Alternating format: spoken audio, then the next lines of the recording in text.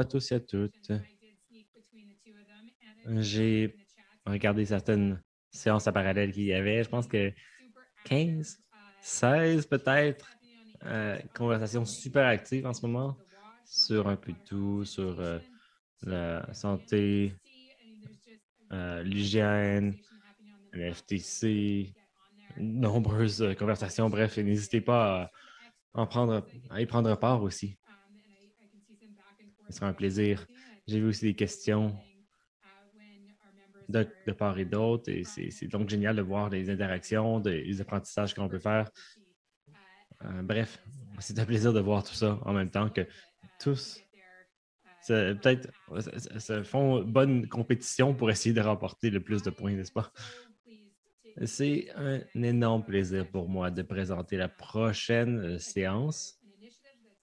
C'était une initiative très près de mon cœur, bien personnellement. J'adore l'idée de narration, l'idée de connexion entre le secteur privé, les gouvernements et le secteur à but non lucratif. On ne passe pas assez de temps pour bien raconter une histoire. Si on est un entrepreneur, une entreprise, on investit des millions en marketing, la moitié du budget ou plus pour vendre. Nous avons des histoires renversantes, mais on n'a pas les ressources de ces entreprises pour vraiment raconter l'inspiration, le narratif derrière cela, l'inspiration entre mon équipe, le travail qui est effectué pour aider les organisations et les personnes à se faire vraiment entendre. Cette initiative que je vais vous partager est justement dans le même ordre d'esprit. Comment aider les petites, moyennes organisations qui n'ont pas nécessairement les ressources pour appuyer les narratifs? Comment est-ce qu'elles peuvent justement collaborer avec les experts qui travaillent habituellement aussi pour dans le secteur privé, tout ça, les entrepreneurs? Comment est-ce qu'elles peuvent s'allier ensemble afin de vraiment raconter une histoire? Nous avons demandé à nos partenaires dans les médias s'ils pouvaient considérer à partager avec leurs ressources et de leur temps pour qu'une petite moyenne organisation soit soulignée. On a un partenaire qui a dit non seulement oui, on va mettre du temps, mais aussi des ressources pour aider le gagnant de notre compétition à émerger. Ce gagnant est aussi une organisation qui est très près de mon cœur, qui est située à Colbert, Horizon Friendship. Alors, on a rapidement pris contact et ils ont fait un produit génial sur la façon de mieux raconter leur histoire et c'est vraiment un plaisir de pouvoir vous le partager.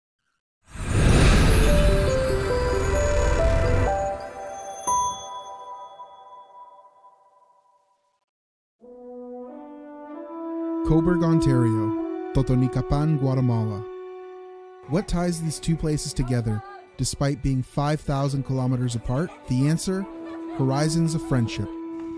For more than 40 years, this Cobourg-based organization has been working to empower people and strengthen communities in Central America and Mexico. And the history of Horizons takes us back to 1973, when Father Tim Coughlin and David and Christine Stewart founded the Help Honduras Foundation, an NGO that focused on child sponsorship. Working with the communities in Honduras and seeing the extent of poverty and injustice across the region, Father Tim, David, and Christine knew they had to do more. And so, the Help Honduras Foundation grew their mission to become Horizons of Friendship, building local capacity and creating true local ownership of projects has been the key to success over the years. With over 45 years of international development experience, the stage was set for Horizons to take on its biggest project in 2016. The project is called Reducing Gaps for Indigenous Peoples in Totonicapán, Guatemala. It's generously funded by the Government of Canada through Global Affairs Canada, and it's changing lives. We partnered with two key health organizations in Totonicapán, a local NGO called Pies de Occidente and the Ministry of Health Service Provision Network. The project is building resilience in indigenous Maya Quiche communities across Totonicapán, resilience that remains despite all the challenges a global pandemic provides. How is this work continuing in a world with COVID-19? Because we work with partners in the communities to give them the tools they need to succeed. Because we truly believe in the power of local to global. Over 4 years, the Reducing Gaps Project has improved delivery and utilization of maternal, newborn, and child health services by letting Totonicapán lead the way. Regular monthly training sessions led by 34 comadrona or midwife facilitators, building trust and building cultural pertinence into health systems. Supporting the National Gathering of Midwives, home visits with women and their families in Totonicapán, health promotion messaging through radio, television, printed materials, and public events, all while engaging Canadians to understand their role in improving maternal, newborn, and child health and international cooperation. The question at stake is how can we build opportunities for knowledge exchange between health experts in Guatemala and in Canada? Exchange visits, public events, and engaging young Canadians at school were all ways Horizons was able to build knowledge bridges. Working from the ground up is a powerful foundation to make lasting change. Change that is possible because of the local capacity Horizons of Friendship helps to build. We are proud to support our partners and help build capacity as we work towards a future without poverty and injustice. And as the only Canadian charity with a mission exclusively dedicated to working in Central America and Mexico, Horizons of Friendship will continue to empower people and strengthen communities for generations to come. We hope you will join us.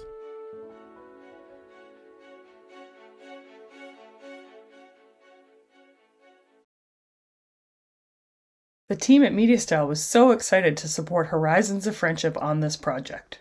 As a certified B Corp and a social enterprise, we pride ourselves in helping good people tell their stories. This particular story is about the incredible work being done in the global health sector, which isn't something everyone knows about.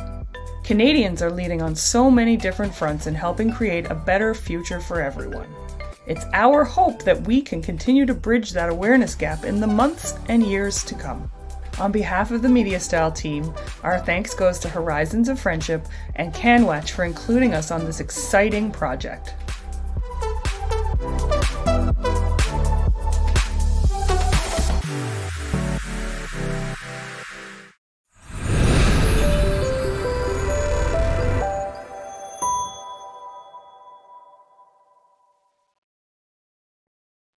Wow, I love it. I love seeing the pictures. Génial. J'adore voir ces images.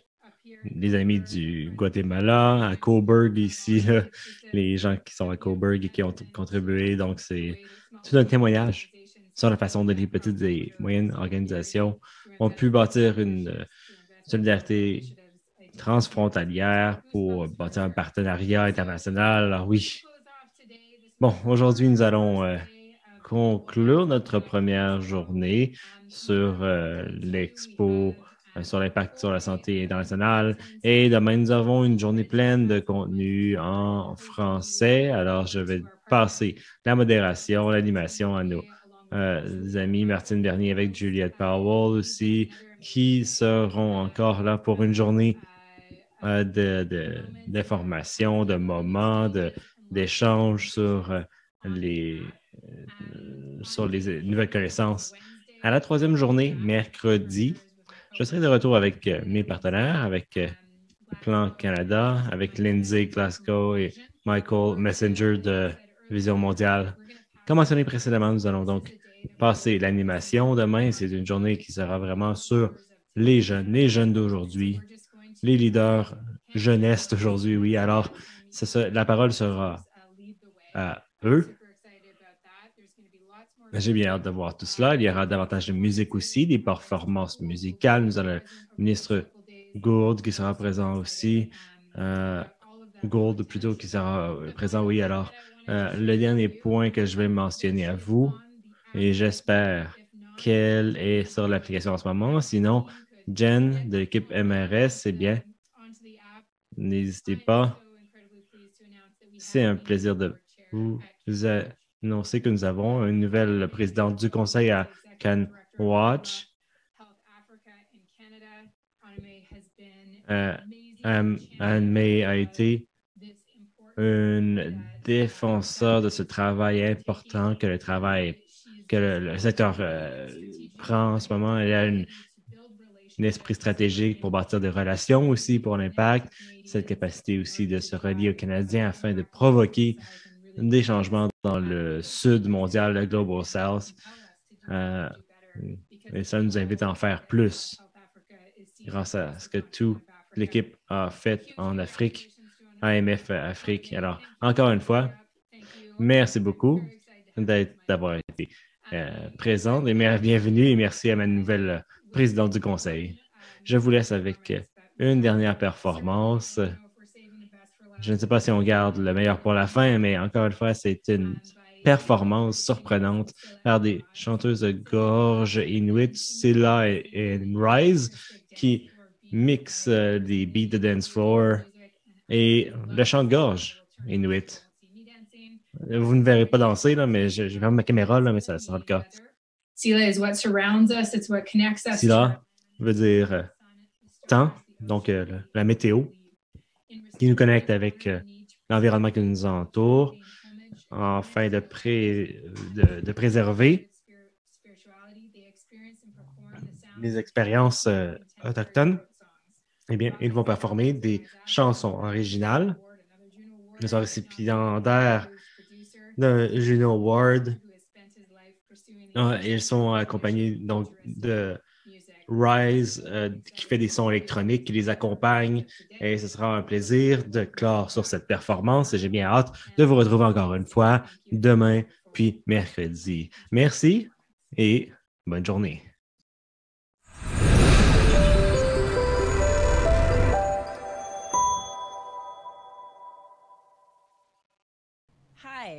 Bonjour, nous sommes Scylla et lui c'est Rise. J'espère que vous appréciez votre événement en ce moment sur la santé mondiale. Et si vous ne nous connaissez pas, eh bien nous combinons le chant traditionnel inuit avec des beats électroniques. Le chant de gorge provient du peuple traditionnel inuit au Canada, où nous incorporons notre chant, notre gorge et puis notre respiration pour créer des chansons. Alors j'espère que vous allez apprécier ce morceau tiré de notre deuxième album. J'espère que vous appréciez.